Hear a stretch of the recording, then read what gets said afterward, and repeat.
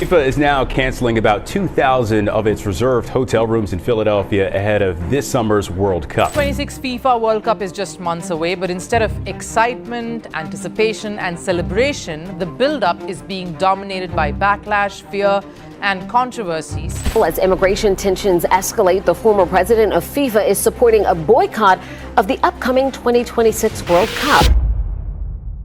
FIFA is now canceling roughly 2,000 of its reserved hotel rooms in Philadelphia ahead of this summer's World Cup.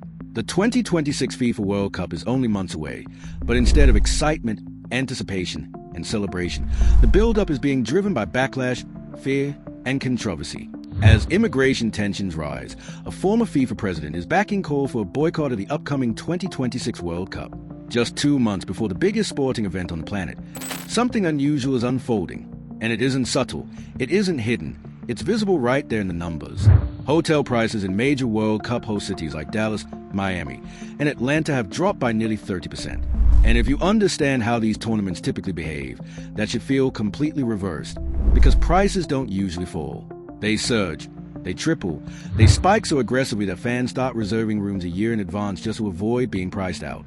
But this time, according to Lighthouse Intelligence, game day hotel rates across multiple U.S. host cities have actually declined by about 1/3 from their peak earlier this year, which tells you something isn't just off. Something is actively breaking in real time. Now here's where it becomes more serious, because this isn't a small event struggling to move tickets. This is the FIFA World Cup, the single largest sporting spectacle in the world. And FIFA itself projected an enormous $30.5 billion in economic output for the United States from this tournament alone. Which means the entire model depends on massive inflows of international visitors, millions of fans flying in, filling hotels, crowding trains, packing stadiums, and spending across every sector. But that demand, the foundation this entire system relies on, simply hasn't appeared in the way it was expected to. And when the world's biggest event starts showing early signs of weak demand, you're not looking at a minor fluctuation. You're looking at a structural issue. And it's not because of scheduling problems or poor marketing or even ticket timing. Because when you dig into what's actually driving this, the explanation starts to sound much more serious and far more uncomfortable. Because according to Tourism Economics Director Aaron Ryan, there are 3 major concerns shaping international fan behavior right now: ticket prices, border crossings, and rising anti-US sentiment. And when you add the geopolitical backdrop, including tensions linked to the Iran conflict, those concerns don't just sit quietly in the background. They reinforce each other, creating a kind of psychological barrier that makes fans hesitate before even attempting the trip. Then you look at the visa situation, and suddenly it's no longer just perception, it's policy. Because as of January 1st, 2026, the United States expanded visa issuance suspensions to nationals from 39 countries. And that alone would already be a major hurdle for a global event. But it becomes even more significant when you realize that 4 of those countries, Haiti, Iran, Senegal, and Ivory Coast, actually have teams qualified for the tournament, meaning their fans in many cases cannot legally obtain the B2 tourist visas required to attend matches in the United States, effectively locking entire fan bases out of the event they've waited years to experience. And Haiti's case is especially striking because this is their first World Cup qualification since 1974, a moment that should have sparked a massive wave of national celebration and travel. But instead, a large portion of their supporters may never even get the chance to show up. And even for countries not directly impacted by outright bans, the barriers don't exactly disappear. They simply take a different form. Because reports indicate that fans from around 50 additional countries may be required to post a bond of up to $15,000 when applying for a U.S. tourist visa, which is technically refundable if the traveler departs on time. But in practical terms, asking someone to front that kind of money just to apply, before they've even purchased flights, hotels, or match tickets, turns the process into something that feels less like a visa and more like a financial filter that screens out anyone who isn't wealthy enough to take the risk. At the same time, there's another layer that doesn't appear in official policy documents, but spreads rapidly through word of mouth, social media, and fan communities. And that's a growing number of reports from travelers who say they've been detained, questioned, or subjected to intense scrutiny at U.S. entry points over relatively minor issues, which creates a ripple effect where even those who haven't experienced it personally begin factoring that risk into their decisions. Because when you hear enough stories about phones being searched, interrogations lasting hours, or entry being denied unexpectedly, the trip starts to feel less like a vacation and more like a gamble. And when you put all of this together, the visa restrictions, the financial barriers, the the perception of risk, and then compared to what's happening on the ground with hotels and bookings, the picture begins to come together in a way that's hard to ignore. Because FIFA itself has already started adjusting expectations, cancelling approximately 2,000 hotel room reservations in Philadelphia out of an original block of 10,000, cutting 40% of its hotel blocks in Mexico City in early March, and reducing reservations in cities like Dallas and Arlington in early April, which is especially notable because Arlington is set to host 9 matches, more than any other host city. So these aren't random adjustments.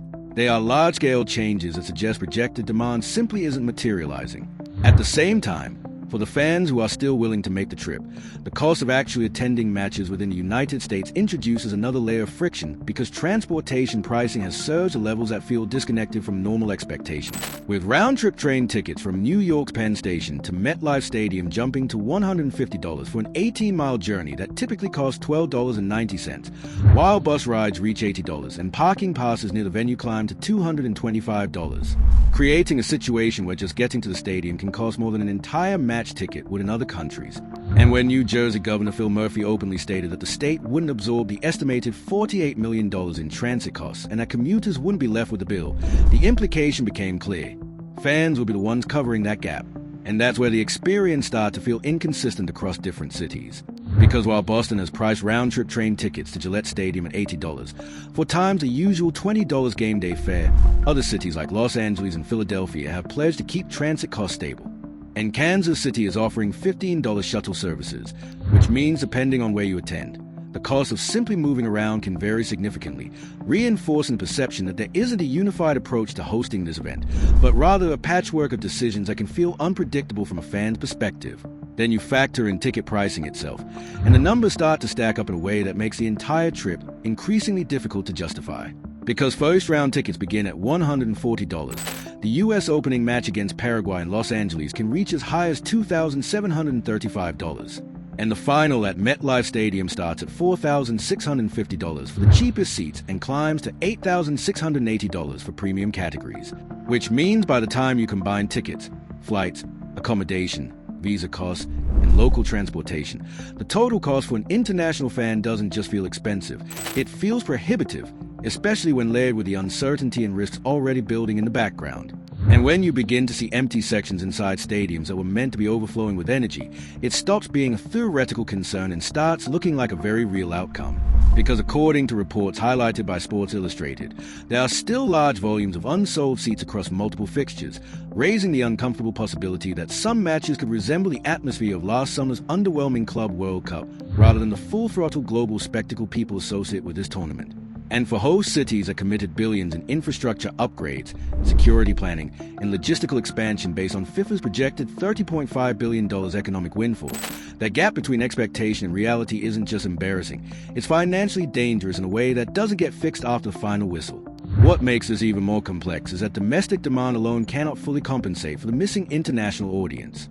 Because while experts like University of North Texas sports management professor Bob Hilliard have pointed out that certain matches, especially those in Texas, may still draw strong local crowds, the World Cup has never been built around local attendance. It thrives on global movement, on fans crossing continents, on cultures colliding in stadiums and fan zones. And when that international layer weakens, the entire atmosphere of the event shifts in a way that no amount of domestic ticket sales can fully replicate, turning what should feel like a global celebration into something noticeably smaller in scale. At the same time, the reputational dimension of this situation is becoming harder to separate from the logistical one. Because when international fans decide whether to attend, they are not just calculating cost, they are assessing risk. And right now, that calculation includes factors that would normally never enter the equation for a sporting event, like the possibility of being detained at the border, having personal devices searched, or facing unpredictable entry decisions. And those concerns aren't abstract because U.S. Customs and Border Protection reported over 55,000 device searches in fiscal year 2025 alone, signaling an enforcement environment that feels far more intrusive than what many travelers from Europe, Africa, or Latin America are used to. Then there's the operational uncertainty surrounding the agencies responsible for managing entry and security, because immigration and customs enforcement continues to play an active role at major airports, while the Department of Homeland Security has faced its longest ever shutdown, creating a situation where even officials have acknowledged the potential for disruptions, with statements suggesting that processing international travelers in certain sanctuary cities could be affected. And when at least 6 of the 11 U.S. host cities fall into that category, the idea that arrival procedures could become inconsistent or delayed doesn't just remain hypothetical. It becomes something fans must seriously consider before booking a flight. And that uncertainty doesn't stop at the border. It extends into the workforce supporting the tournament itself. Because Unite Here Local 11, representing around 2,000 workers at Sophie Stadium in the Los Angeles area, has already filed a formal complaint with the National Labor Relations Board, pushing for restrictions on ICE access to the stadium during the event, and even raising the possibility of a strike over contract negotiations, which, if it happens, could directly impact the 8 World Cup matches scheduled at that venue, including the U.S. men's national team home opener on June 12th, adding yet another layer of unpredictability to an event that relies heavily on smooth coordination behind the scenes. So while public messaging continues to emphasize confidence and readiness, there are clear signs that behind-the-scenes adjustments are being considered, because FIFA President Gianni Infantino has reportedly explored the idea of requesting a temporary pause or moratorium on enforcement actions during the tournament, an extraordinary step that highlights just how sensitive the situation has become, especially given his close relationship with the current administration, which has included appearances at major political events and symbolic gestures like presenting the FIFA Peace Prize during the World Cup draw in Washington, D.C., suggesting that conversations at the highest levels are already happening, even if they haven't yet translated into concrete policy changes. And there is some precedent for this kind of behind-the-scenes negotiation, because during last summer's FIFA Club World Cup, which acted as a kind of rehearsal for the main event, there were reports of an informal understanding that enforcement activities would be scaled back to avoid disrupting the tournament. But whether a similar arrangement can be secured this time remains uncertain, especially given the broader political climate and the much larger scale of the World Cup itself, which brings significantly higher visibility and therefore higher stake for any decision that might be seen as a policy concession.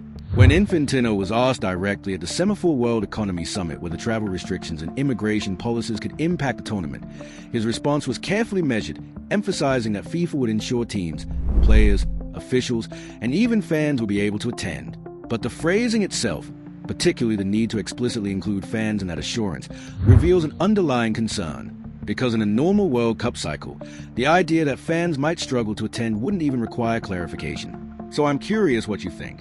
Are these just short-term issues that will be resolved before kickoff, or are we watching a deeper shift in how global events like this actually function?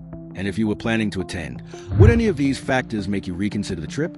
Make sure you're subscribed, and I'll see you in the next.